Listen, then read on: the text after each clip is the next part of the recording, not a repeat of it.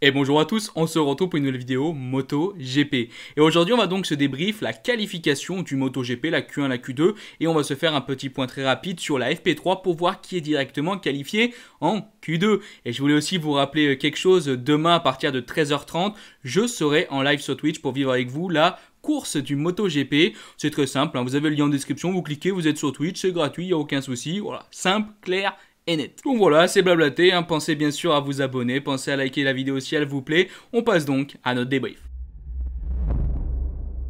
Et on commence donc par les 10 premiers de la FP3. Je vous affiche donc le classement. On retrouvait donc Bagnaia en tête, suivi de Fabio Quartararo, Viñales, Martin, Mir, Zarco, Marquez, Aleix Espargaro, Miller et 10e Takaki Nakagami. Ce sont ces 10 pilotes qui sont donc directement qualifiés en Q2. On peut quand même noter les absences de quand même quelques gros pilotes tels que Pol Espargaro ou même Alex Rins. Allez, passons donc à notre Q1. On a eu pas mal de surprises lors de cette Q1, alors j'ai pas pu totalement la voir, donc je peux pas vous faire vraiment une chronologie de cette qualification. J'ai eu pas mal de problèmes internet. Si vous êtes arrivé sur le live quelques minutes après, vous êtes déjà au courant. Mais bref, du coup, ce sont deux pilotes qui sont bien sûr arrivés à se qualifier en Q2. Ce sont Alex Marquez et Miguel Oliveira. Quand même, j'ai presque envie de vous dire, pour moi, personnellement, deux surprises. Miguel Oliveira, après sa grosse chute lors de la journée du vendredi, il avait mal à son poignet. Je ne le voyais pas spécialement capable de passer en Q2. Et alors, Alex Marquez premier, ça pour moi, ça a été réellement la grosse surprise. On peut aussi noter quelque chose de dommageable, c'est que Enea Bastianini était arrivé à la fin à prendre le meilleur temps. Mais hélas, il est sorti dans la partie verte et son temps a été annulé. Allez, on continue simplement. Après avoir fait la FP3 à la Q1, c'est bien sûr le moment de la Q2. Allez, on débute cette quatrième ligne avec Miguel Oliveira 12e, Alex Marquez 11e et Takaki Nakagami 10e. Alors j'ai envie quand même de commencer sur Nakagami parce que je suis un peu déçu. Nakagami qui avait une nouvelle fois fait des essais vraiment je trouve brillants, très performants. Bah il rate un peu, il rate la perf, hein. J'ai envie de trouver un mot qui pourrait convenir mieux, qui pourrait être un peu moins dur, mais oui, c'est raté, il a raté sa qualification. J'attendais beaucoup mieux de Nakagami, je suis donc un peu déçu. Pour Alex Marquez et Miguel Oliveira, je pense que voilà, ils n'avaient pas vraiment grand chose de mieux à jouer. Moi, je trouve quand même que pour Alex Marquez, c'est une très très belle performance de sa part. Il a besoin de chercher de meilleurs résultats, même si c'est pas un énorme bond en avant, c'est quand même très bien de se retrouver en Q2. Et Miguel Oliveira, au vu de son petit problème au poignet, j'ai envie de dire c'est quand même un résultat tout à fait correct. En troisième ligne, on retrouve Maverick Viñales 9e, Marc Marquez 8e et 7e Aleix Espargaro. Tout d'abord pour Maverick Viñales, oui je vais pas vous mentir, je suis un peu déçu, surtout que son coéquipier Fabio lui a bien mieux performé, on verra ça après. Mais oui Viñales, alors certes on n'est pas sur un circuit qui réussit le mieux possible bien sûr à Yamaha, mais j'imaginais quand même Viñales un peu mieux, un Viñales donc un peu en difficulté, un Viñales qui a du mal. Hein. Une nouvelle fois les résultats ça fait ça comme d'habitude. Donc bon, un peu déçu de Maverick Viñales. Pour partir sur le sujet Marc Marquez, il y a quand même beaucoup de choses à dire, ça mériterait carrément une vidéo. Mais oui, Marc Marquez, globalement, pour essayer de résumer ça rapidement, il nous a avoué qu'il imaginait qu'il allait se sentir mieux dans cette reprise de cette deuxième partie de saison. Il n'est pas encore au top de sa forme, c'est pas aussi simple qu'il pouvait l'imaginer, et on l'a vu une nouvelle fois en qualification, Marc Marquez qui a fait beaucoup d'erreurs, et qui a même fait une chute dans son tout dernier tour.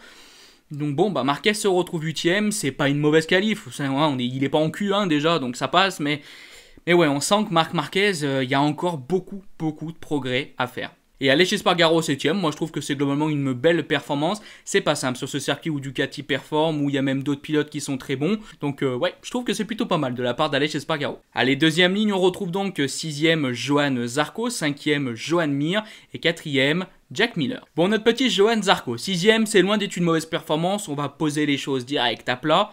Mais je vous avoue que j'aurais bien imaginé quand même au moins une première ligne pour Johan Zarco. On en a déjà parlé, Johan, je pense que sur ce circuit, il a une véritable carte à jouer. Et je trouve pas un Johan Zarco ultra serein. On a pu voir Johan un peu des fois énervé.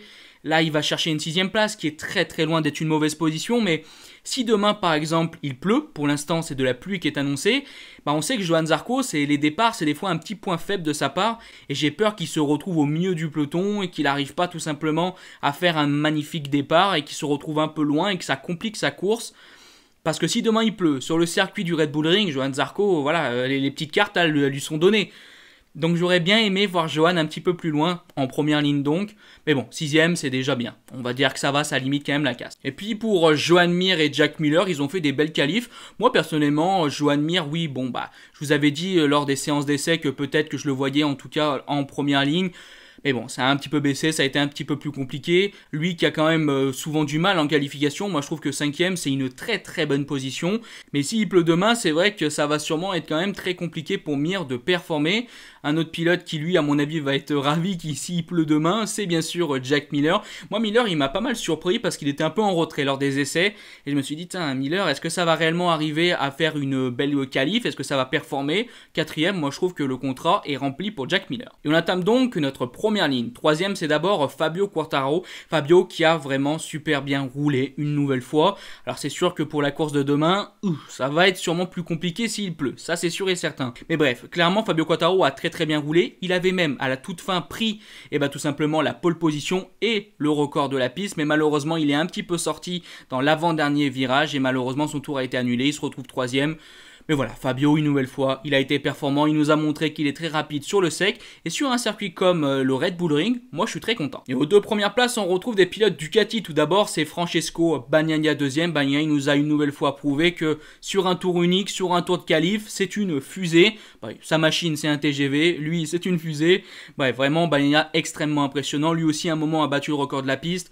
Franchement, Francesco Bagnaia, vraiment bluffant, personnellement, parce que, en fait, c'est vraiment un pilote qui est capable de tout mettre bout à bout sur un tour unique, sur un tour qualification, et c'est passé à rien de la pole position. En tout cas, pour le poleman d'aujourd'hui, on peut juste dire bravo, on ne peut juste être que bluffé. C'est Jorge Martin qui a pris la pole position sur le Red Bull Ring. Et alors là, s'il y a bien quelque chose auquel je ne m'attendais pas, c'est une pole position de Martin.